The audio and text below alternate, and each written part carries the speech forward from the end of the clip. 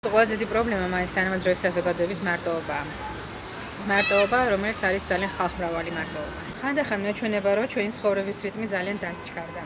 აი თითქოს რაღაცა მჭიდში ვართ ყველანი მოქცეულები და ჩქარობთ. გარბივართ და რაღაცეები გვერდზე გვრჩება. ოჯახი, მეგობრები, შეხვედრა, საღამოს ერთად დაჯდომა სადღაც ჭიქა ყავაზე თუ ჩაიძეს უკვე გემოვნებას გააჩნია. ეს ყველაფერი ხდება უფრო და უფრო იშვიათად. ანეკდოტური სიტუაციებიც კი არის ხოლმე, როდესაც ხედან ერთმანეთთან ერთო თაღში და ერთმანეთს ესაუბრებიან ტელეფონის ან კომპიუტერის მეშვეობით.